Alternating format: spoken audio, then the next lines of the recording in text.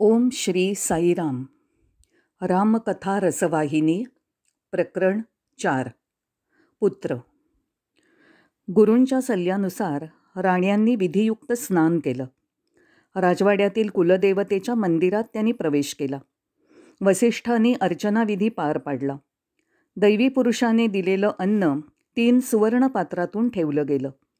तदनंतर वसिष्ठांनी राजाला बोलवून म्हटलं, राजन, हा प्रसाद तुझ्या राण्यांना दे. प्रथम कौसल्या, मग सुमित्रा आणि शेवटी कैकई अशा अनुक्रमाने दे. राजाने आज्ञेचं पालन केलं. राण्यांनी ती सुवर्णपात्र हाती धरून वसिष्ठ आणि दशरथाला चरणवंदना केली. वसिष्ठांनी त्यांना सांगितलं की हा यज्ञ ज्यांनी करविला त्या ऋष्यशृंग ऋषींना चरणवंदन केल्यानंतर त्यांनी प्रसाद ग्रहण करावा. त्या कारणाने कौसल्या आणि कैकईने आपल्याला मिळालेली प्रसाद पात्र देवघरातच सुरक्षित ठेवली आणि केशरचना करण्याआधी केश वाळवण्यासाठी आपापल्या दास्यांसह गेल्या. एवढ्या वेळात सुमित्राने सौधा गाठला आणि लहानशा कठड्यावर प्रसादाचं पात्र ठेवून उन्हात केस वाळवू लागली. तिच्या मनात तिच्या चमत्कारिक स्थितीचे विचार येत होते. ती द्वितीय राणी होती. महाराणीचा पुत्र वारसा हक्काने सिंहासनारूढ होईल आणि ते युक्तच आहे. तिसऱ्या राणीचा कैकईचा पुत्र कदाचित सिंहासनावर बसेल, कारण विवाहसमयी राजाने तिला तसं वचन दिलं होतं. सुमित्रा विचार करत होती, माझ्या उदरी जन्मणाऱ्या मुलाचं काय? न अत्र न परत्र अशी त्याची स्थिती होईल. प्रतिष्ठा आणि राजसत्ता विरहित अगदी सामान्य दर्जाची व्यक्ती ठरणारा मुलगा व्हावाच कशाला? मुलगा जन्माला येऊन असा उपेक्षित होण्यापेक्षा न झालेला फार बरा. परंतु हे विचार क्षणभरच राहिले. लवकरच तिने स्वतःला सावरलं. तिला असं वाटलं की परमेश्वराच्या मनात जे असेल तेच होईल. ते कोणी थांबवू शकणार नाही. तिला आठवलं की ती तिच्या गुरुची आणि राजाची आज्ञा आहे. म्हणून पायस ग्रहण करण्याचा निश्चय करून ती पात्राच्या दिशेने गेली. तिच्या देखत एक गरुड कुठूनसा आला. सोचित त्याने पात्र धरलं आणि पार दूर आकाशात निघून गेला. अनमोल पायसाकडे दुर्लक्ष केल्याबद्दल सुमित्रेला अतिशय पश्चात्ताप झाला.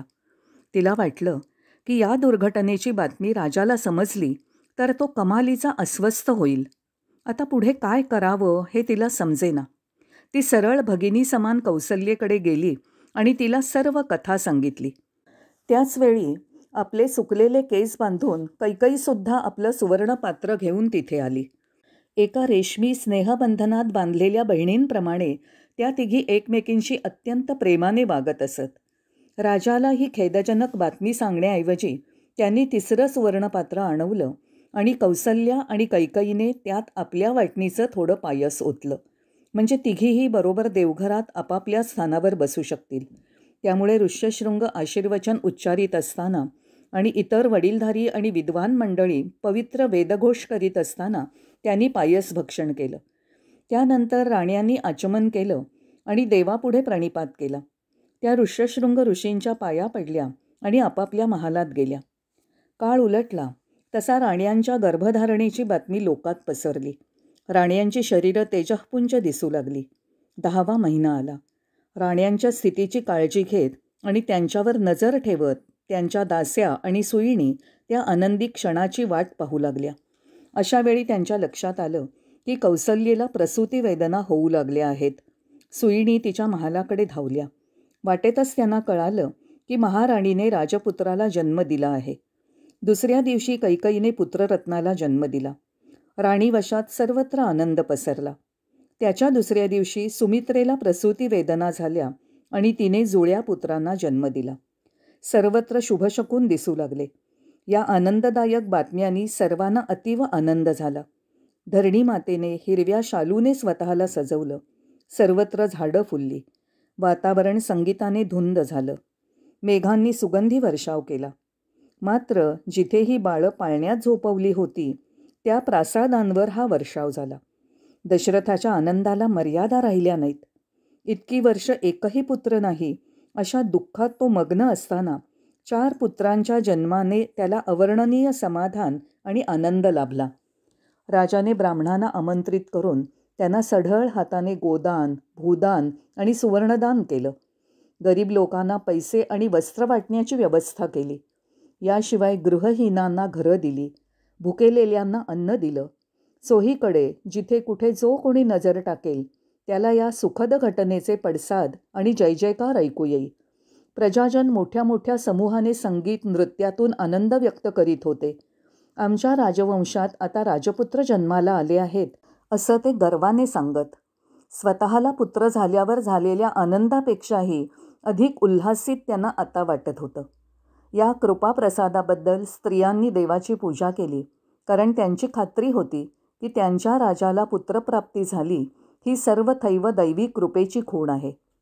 राजवंशाचे कुलगुरू वसिष्ठांना दशरथाने आपल्या महाली पाचारण केलं आणि त्यांच्या सल्ल्याप्रमाणे त्याने नवजात शिशूंच्या जन्मपत्रिका मांडण्यासाठी ज्योतिष विशारदाला बोलावलं. त्याने त्यांना सांगितलं की कौसल्येचा पुत्र अत्यंत शुभमुहूर्तावर आणि उत्तरायण चालू असताना चैत्र महिन्यातील शुक्ल पक्षाच्या नवमीला पुनर्वसू नक्षत्रावर सोमवारी सिंह लग्नात आणि अभिजित मुहूर्तावर जेव्हा सारं जग सुखाने आराम करीत असतात आणि वातावरणही फार गरम नाही, अतिशीत नाही, अशा मुहूर्तावर जन्मला आहे. कैकईचा पुत्र दुसऱ्या दिवशी चैत्रातील शुक्ल पक्षाच्या दशमीला मंगळवारी गंधयोगावर जन्मला आहे. तिसऱ्या दिवशी चैत्रातील शुक्ल पक्षाच्या एकादशीला आश्लेषा नक्षत्रावर वृद्धियोगावर जुळी मुलं जन्मली आहेत. अशी सविस्तर माहिती ज्योतिष विशारदाला देऊन त्याला शास्त्राप्रमाणे पुत्रांची जन्मकुंडली बनवण्यास आणि कुंडलीवरून काय तर्क होतो त्याची माहिती राजाला कळवावी असं सांगितलं. नंतर दशरथाने पुत्रांच्या नामकरण संस्कारासाठी शुभमुहूर्त निश्चित करण्याविषयी वसिष्ठांना विनंती केली. काही क्षण कुलगुरू ध्यानावस्थेत स्थिर बसले. त्यांच्या योगदृष्टीला भावी वर्ष दिसली. त्या ध्यानावस्थेतून बाहेर येऊन ते म्हणाले, महाराज, तुझे हे पुत्र केवळ सामान्य जीव नाहीत, ते अतुलनीय आहेत. त्यांना अनेक नावं आहेत. ते मानवी नाहीत. मानवी शरीर धारण केलेले ते दिव्य पुरुष आहेत. त्यांचे व्यक्तिमत्व दिव्य आहेत. जगाच्या महत्पुण्य प्रतापाने त्यांना इथे आणलं आहे. या दैवी बालकांच्या नामकरण संस्काराचं पौरोहित्य करण्याचं अहोभाग्य मला लाभलं आहे. ही मला मिळालेली महान संधी आहे असं मी मानतो. 3 माता असूनही पिता एकच आहे, म्हणून कौसल्येचा पुत्र जन्मापासूनचे 10 दिवस अशौच पाळावं असं वसिष्ठांनी सांगितलं. म्हणून कौसल्या पुत्राच्या जन्मापासूनचा 11वा दिवस नामकरण संस्कारासाठी शुभ दिवस आहे असं ऋषींनी सांगितलं. कृतज्ञतेने राजाने वसिष्ठांच्या चरणांना वंदन केलं आणि गुरु आपल्या आश्रमाकडे परतले. ज्योतिषानेही ह्या दिवसाला संमती दिली आणि या विधीसाठी कोणत्या वस्तूंची जरुरी असते त्या वस्तू तयार ठेवण्यासाठी यादी लिहायला सुरुवात केली. मुख्य पुरोहिताच्या हाती त्याने यादी दिली आणि राजाने दिलेल्या भेटवस्तूंचा भारा उचलून निघून गेला. दशरथाने मांडलिक राजे, सरदार, दरबारी, ऋषी आणि विद्वानांना त्यांच्या मानमान्यतेप्रमाणे पत्र लिहून आपल्या साम्राज्यातील सर्वांना निमंत्रणं पाठवली. निमंत्रित पाहुण्याच्या योग्यतेनुसार मंत्री, दरबारी, विद्वान किंवा अधिकारी वा ब्राह्मणांच्या हाती ही निमंत्रणपत्र पाठवली गेली. 10 दिवस उलटले. अयोध्या नगरीत रोषणाई केली गेली आणि नजरेला सुखद सुंदर सजवली गेली. संपूर्ण राज्यभर वातावरण मंगल संगीताने भारलं गेलं. हे संगीत ऐकून कोणी स्वर्गीय दूत स्वर्गातून गात आहेत की काय असं आश्चर्य लोकांना वाटत होतं. रस्त्यावर सुगंधी सडे टाकण्यात आले. पाहुण्यांनी नगरी ओसंडत होती. ऋषी आणि दरबारी लोकांशिवाय इतर कोणाला राजवाड्याच्या अंतःपुरात प्रवेश करता येत नव्हता. इतर, मग ते राजपुत्र असोत की शेतकरी, त्यांची निराळी व्यवस्था केली होती. राजवाड्याच्या प्रांगणात मंडप उभे करून पाहुणे आणि निमंत्रितांची बसण्याची व्यवस्था केली होती. नामकरण संस्काराचे सर्व विधी त्यांना पाहता यावेत म्हणून त्यांना तिथे बसवलं होतं. लवकरच दरबाराच्या दालनातून संगीताचे स्वर उठले. ब्राह्मणांनी केलेला वेदघोष ऐकू येऊ लागला. बालकांना घेऊन तिन्ही राण्यांनी सुंदर सजवलेल्या दालनात प्रवेश केला. ब्रह्मा, विष्णू आणि शिवाला हाती जोजवणाऱ्या दैवी मातांप्रमाणे त्या तेजःपुंज दिसत होत्या. त्यांच्या चेहऱ्यावर विलसणारं तेज आणि आनंद मानवी शब्दात वर्णन करण्यापलीकडचा होता. लोकांनी त्यांना पाहिल्याबरोबर त्यांच्या हृदयातून उत्स्फूर्त जयजयकाराचा ध्वनी उठला. स्त्रियांनी त्यांच्यासमोर मंगल आरती ओवाळली. त्यांच्यासाठी वेगळी 3 आसनं मांडली होती. प्रथम कौसल्येने आसन ग्रहण केलं. तिच्या मागोमाग सुमित्रा आणि कैकेयीने आसन ग्रहण केलं. सम्राट दशरथ कौसल्येच्या उजव्या बाजूला विराजमान झाला. बारीक सारीक गोष्टींकडे योग्य ते लक्ष देऊन ब्राह्मणांनी विधीला सुरुवात केली. अग्नी चेतवून योग्य मंत्रोच्चाराच्या घोषात त्यांनी आहुती दिल्या. सोन्याच्या थाळीत अक्षता घालून त्या पसरवल्या गेल्या. तांदुळावर मुलायम रेशमी वस्त्र अंथरलं. तदनंतर मातांनी बालकांना त्यावर ठेवलं. जणू काही जुनी ओळख असल्याप्रमाणे कौसल्येचं बालक वसिष्ठांकडे टक लावून पाहत राहिलं. त्यांचा सहवास जणू काही आवडत असल्याप्रमाणे त्याने त्यांच्याजवळ जाण्यासाठी आनंदाने झेप घेतली. त्याच्या या चमत्कारिक वागण्याचं सर्वांना आश्चर्य वाटलं. यामुळे वसिष्ठांचा आनंद उचंबळून आला. त्यांच्या नेत्रातून आनंदाश्रू गळाले.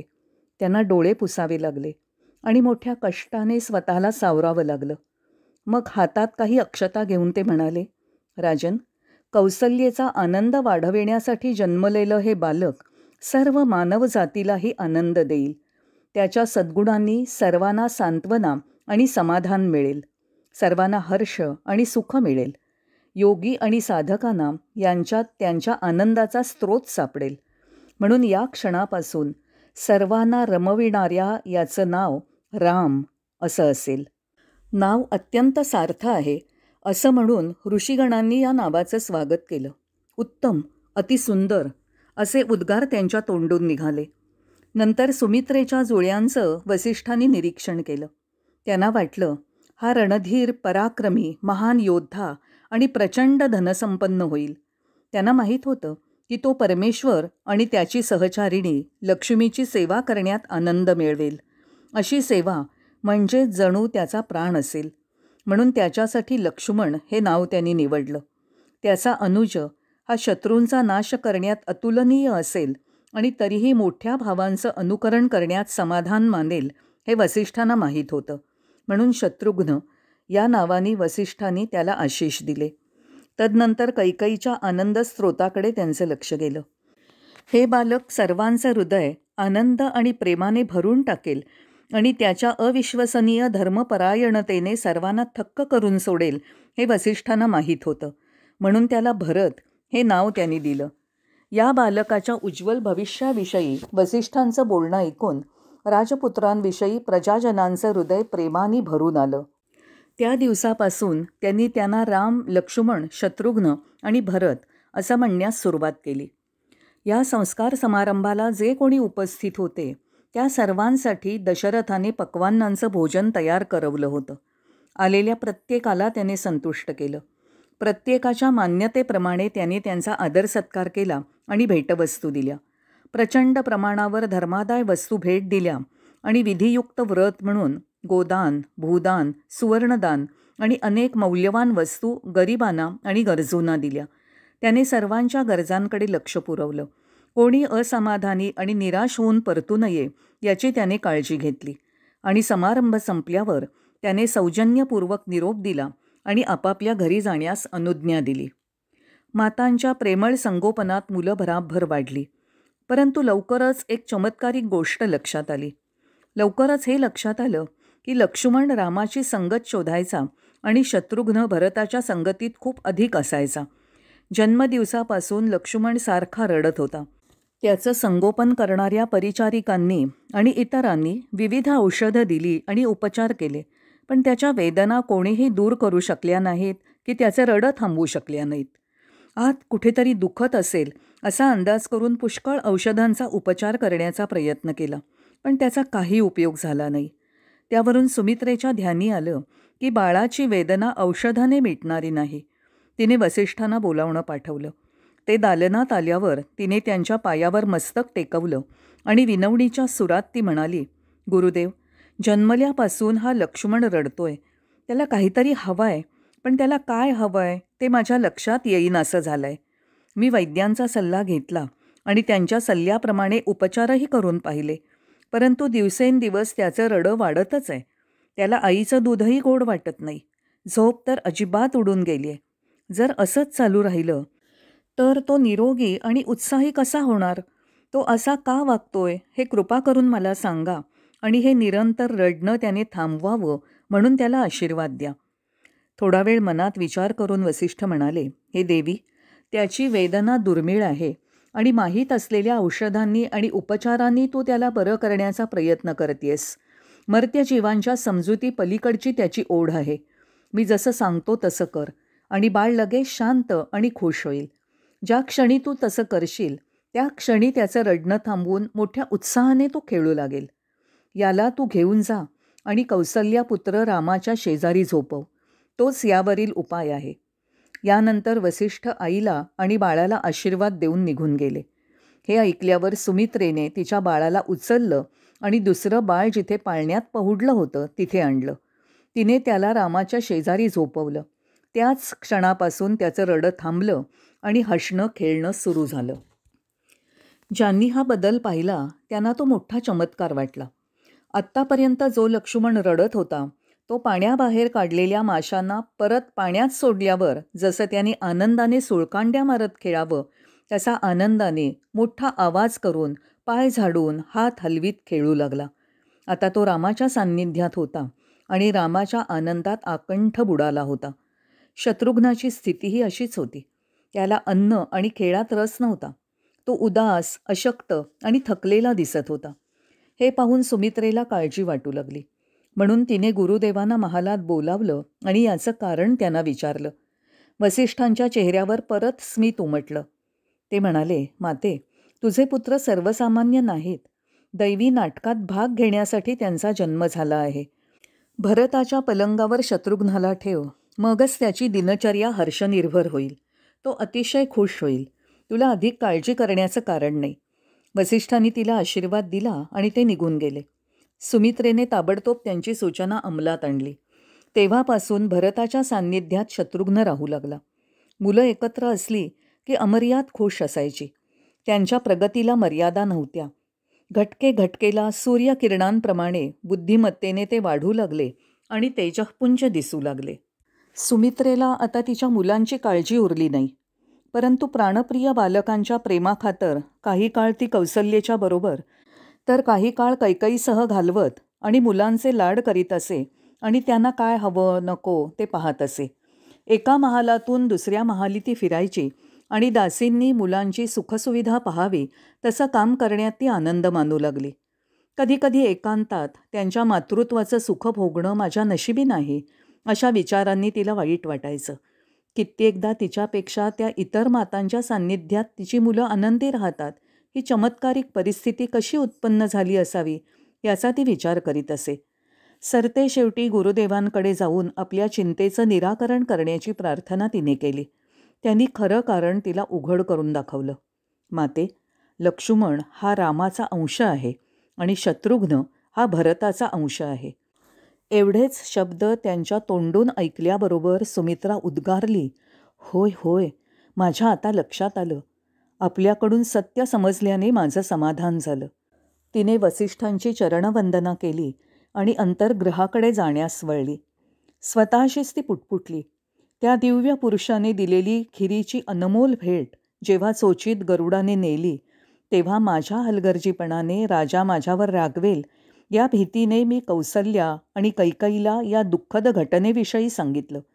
तिने आपल्या प्याल्यातून थोडा भाग मला दिला आणि दुसऱ्या भगिनीने स्वतःच्या प्याल्यातून थोडा भाग मला दिला. म्हणून तिघी राण्यांमध्ये मलाच जुळी मुलं जन्मली. हे 2 भाग मी ग्रहण केले त्याचा परिणाम आहे. ओहो, परमेश्वरी इच्छा गूढ आहे. कोणालाही त्याच्या शक्तीचा आणि भव्यतेचा अंदाज येणं शक्य नाही. ईश्वरी संकेत कोण बदलू शकेल? तिने स्वतःचीच सांत्वना करून घेतली. होय, 9 महिने मी त्यांचा भार वाहिला. प्रसूती वेदना सोसल्या हे खरं आहे, पण कौसल्या आणि कैकई या त्यांच्या खऱ्या माता आहेत यात शंका नाही. तिच्या हृदयात हा विश्वास दृढ झाला आणि आनंदाने तिने कौसल्या आणि कैकईवर आपली मुलं सोपवली आणि त्यांचे लाड करण्यात आणि संगोपन करण्यात सहभागी झाली. ओम श्री साईराम. रामकथा रसवाहिनी प्रकरण 4 भाग 2. राजपरिवार त्याचप्रमाणे परिचारिका वर्ग मुलांना खेळताना पाहून अतीव आनंद लुटत. सर्वजण परतल्यावर त्यांच्यावरून नजर उतरवून टाकण्याचा विधी काटेकोरपणे पाळण्यावर कौसल्याचा कटाक्ष असे.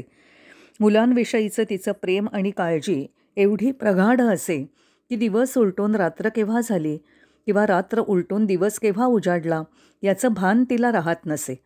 अर्धा क्षणही ती त्यांना नजरेआड होऊ देत नसे. स्नान करीत असता किंवा देवघरात पूजा करीत असताना तिचं सारं लक्ष मुलांवर केंद्रित असे आणि शक्य तितक्या लवकर ती त्यांच्याकडे धाव घेई. उरलेला सर्व वेळ मुलांची काळजी घेण्यात घालवता यावा म्हणून आपली सर्व कामं ती गडबडीने उरकत असे. एके दिवशी तिने राम आणि लक्ष्मणाला स्नान घातलं. त्यांचे कुरळे केस वाळवण्यासाठी आणि त्यांना सुवास यावा म्हणून सुगंधित धुरी दिली. तिने त्यांना सुवर्णाच्या पाळण्यात झोपवलं. मधुर अंगाई गीत गात आणि पाळणा हलवीत त्यांना झोपवलं. दोघंही झोपी गेलेत याची खात्री करून परिचारिकांना त्यांच्यावर लक्ष ठेवायला सांगून ती तिच्या दालनात गेली आणि देवाच्या पूजेचा भाग म्हणून नैवेद्य तयार केला. तिने सुवर्ण थाळीत नैवेद्य वाढून घेतला आणि देवाला अर्घ्य देऊन अर्पण केला. काही वेळाने नैवेद्य आणि त्यातील थोडा प्रसाद मुलाला देण्यासाठी ती देवघरात गेली. तिथे जाऊन पाहते तो देवाला अर्पण केलेला नैवेद्य ओट्यासमोर जमिनीवर बसून राम मिटक्या मारीत खात असलेला पाहून तिला आश्चर्य वाटलं. तिचा स्वतःच्या डोळ्यांवर विश्वास बसेना. कौसल्या आश्चर्य करू लागली. हे मी काय पाहतीये? माझे डोळे मला फसवत तर नाहीत ना? हे सत्य आहे का? हे सत्य असू शकेल का? पाळण्यात झोपलेलं बाळ देवघरात कसं आलं असेल? याला इथे कोणी आणलं असेल? धावत जाऊन तिने पाळण्यात डोकावलं. अर्थातच तिला तो राम तिथे झोपलेला दिसला. हा आपलाच निव्वळ भ्रम आहे अशी तिने स्वतःची समजूत घालून घेतली. देवापुढे स्वतःच ठेवलेलं खिरीचं पात्र आणण्यासाठी ती देवघरात गेली तर पात्र रिकामं झालेलं तिला आढळलं. हे कसं शक्य आहे? ती आश्चर्य करू लागली. बालकाला देवघरात पाहणं हा कदाचित दृष्टिभ्रम असू शकेल, पण पात्र रिकामं होणं याला काय म्हणावं? हा दृष्टिभ्रम कसा असू शकेल? अशा प्रकारे आश्चर्य आणि स्वतःवरीलच अविश्वासात तिची मनस्थिती दोलायमान झाली. उरलेल्या प्रसादाचं भांडं घेऊन ती घाईने पाळण्याजवळ आली आणि बालकाला निरखून पाहत तिथेच उभी राहिली. राम जिभेवर काहीतरी चघळत असून त्याचा मनःपूर्वक आस्वाद घेत आहे असं तिला दिसलं. ती कौतुकाने त्याच्या मुखाचं अवलोकन करू लागली. तो काय, सारं विश्व तिथे तोंडात फिरत असलेलं तिला दिसलं. तिला स्वतःचा आणि सभोवतालचा विसर पडला. जे अद्वितीय दृश्य तिला दिसलं त्याकडे थक्क झालेल्या डोळ्यांनी टक लावून पाहत ती जागीच खेळून राहिली. तिचं हे वागणं पाहून तिच्या परिचारिकांना आश्चर्य वाटलं. काळजीने त्यांच्या तोंडून चित्कार निघाले, परंतु तिला ते ऐकू आले नाहीत. एका परिचारिकेने तिचे पाय धरले आणि सभोवतालच्या परिस्थितीचं भान होईपर्यंत तिने हलवलं. रोमांचक शिरशिरीने ती शहारली आणि क्षणार्धात सभोवताली गोळा झालेल्या परिचारिका तिच्याकडे पाहत असल्याचं भान तिला झालं. आश्चर्यचकित होऊन ती मंचकावर बसली. दासींकडे वळून ती म्हणाली, तुमचं बाळाकडे लक्ष होतं का? त्या म्हणाल्या, हो, आम्ही इथेच कितीतरी वेळापासून आहोत. त्यांच्यावरून आम्ही नजरही हलवली नाही. कौसल्येने उत्सुकतेने घाईने विचारलं, त्याच्यात काही बदल तुम्हाला दिसला का? आम्हाला नाही बुवा काही फरक दिसला. बाळ तर गाढ झोपलेलं आपल्यालाही दिसतंय, असं त्या उत्तरल्या. कौसल्येला प्रश्न पडला. तिला जे दर्शन झालं तो काय भ्रम होता की वस्तुस्थिती? जर खरं असेल तर दासींना कसं दिसलं नाही? यावर तिने पुष्कळ वेळ विचार केला. शेवटी ही बाळं दैवी आशीर्वादानेच जन्मलेली असल्याने त्यांच्या बाबतीत काही दैवी आविष्कार दिसणं स्वाभाविक आहे असं तिने स्वतःचं समाधान करून घेतलं. मातेच्या आत्यंतिक प्रेमाने तिने त्यांचं संगोपन केलं आणि वाढवलं. शुक्ल पक्षातील चंद्र जसा तेजस्वी दिसावा त्याप्रमाणे ही बाळं दिवसेंदिवस तेजःपुंज दिसू लागली. त्यांना सुंदर कपडे दागिने घालून कुरवाळण्याचा वर्णनातीत आनंद ती घेत होती. रामाचं बालपण साधं सरळ परंतु त्याच्या जीवनाचा उत्कृष्ट भाग आहे. तो दैवी आहे हे जाणून, तो तिचा पुत्र आहे हे विसरून कित्येकदा हात जोडून ती त्याच्या पाया पडत असे.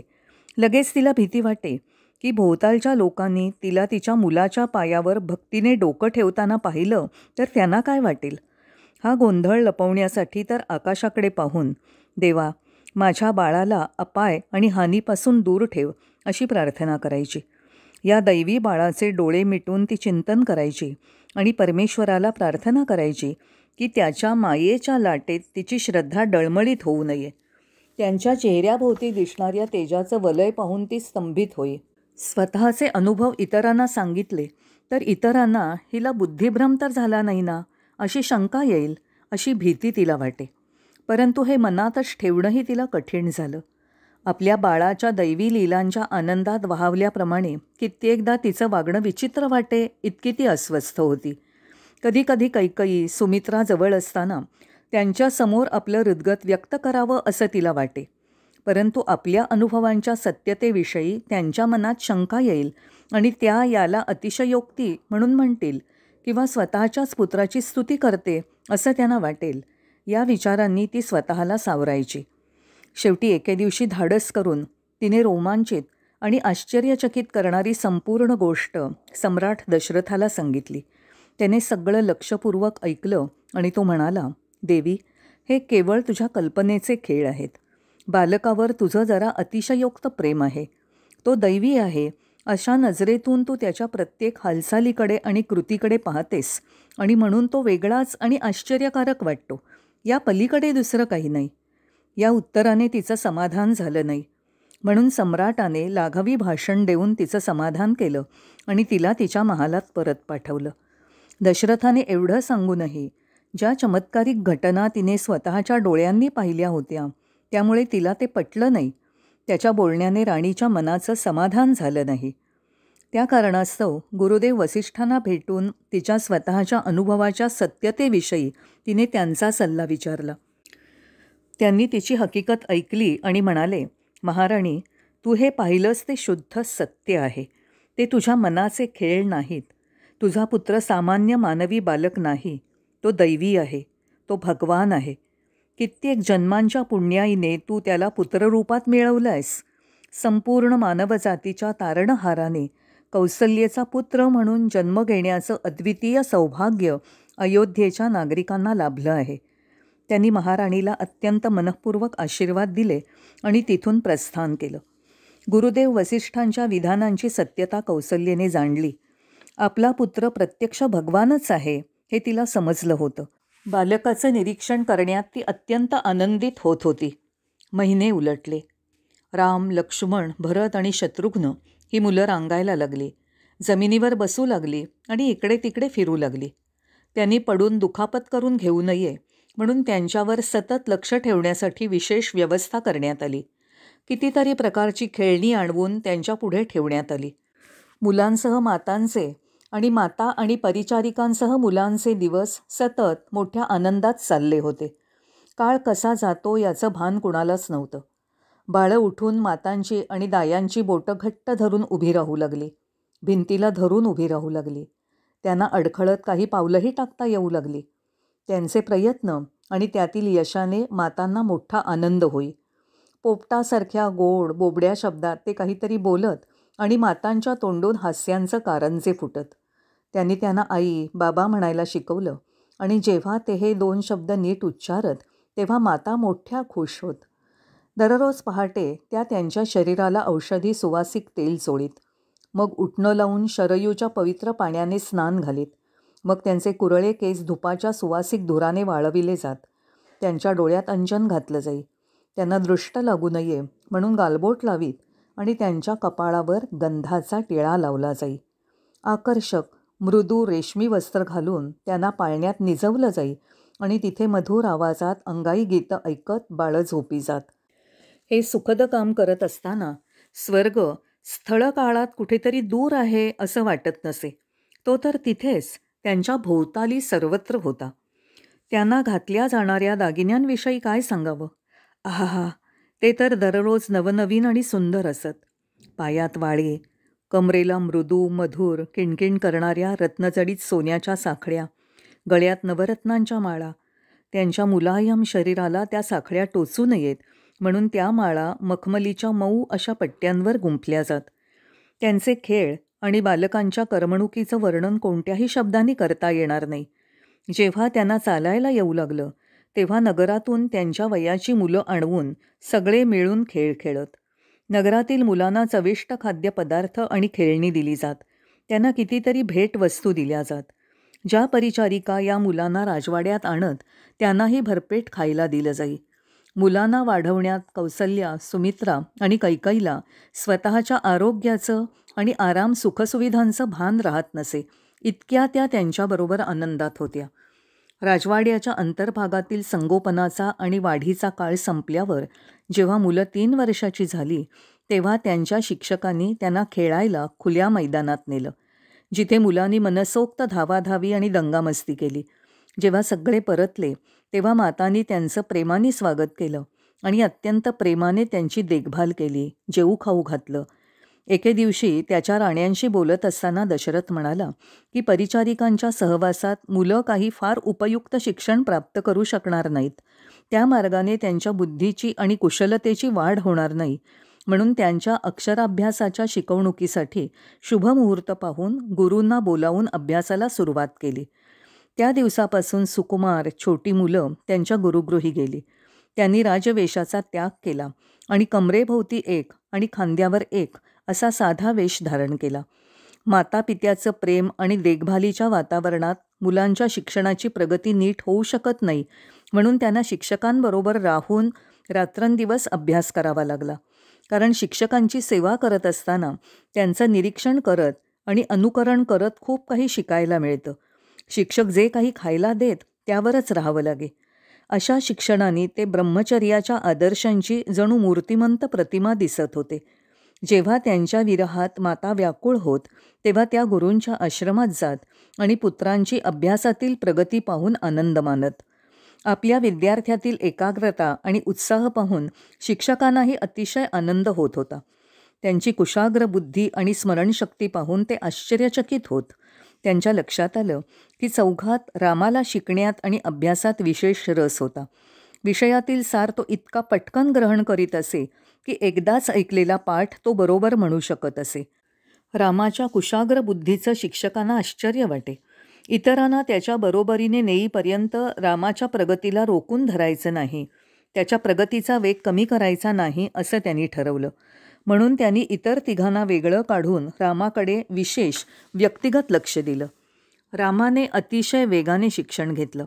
लक्ष्मण, भरत आणि शत्रुघ्नानेही त्यांचे पाठ चांगले शिकले, परंतु ते रामाच्या सहवासाला आणि त्याच्याबरोबर काम करायला असूसलेले असत, इतकं की राम त्यांच्या नजरेबाहेर गेला की त्यांचं शिक्षणात आणि शिक्षकांविषयीच्या कर्तव्यातील लक्ष उडून जाई. त्याचा परिणाम असा होई की रामाबरोबर अभ्यासात ते बरोबरी करू शकत नसत. ते रामापेक्षा एखाद दुसरा तास मागे पडत. एकदा दोनदा लक्ष्मणाने त्यांना हे पाठ शिकण्याची आणि शिक्षणाची गरज नाही असं शिक्षकांना सांगण्याचं धाडस केलं. रामाच्या सहवासात राहायला मिळालं तर ते आनंदाने राहतील असं सांगितलं. लक्ष्मणाचा तर राम प्राणच होता. त्या दोघातील या चमत्कारिक संबंधाचं निरीक्षण शिक्षकांनी केलं आणि त्यावरील मनन चिंतनाने खूप प्रेरणा मिळवली.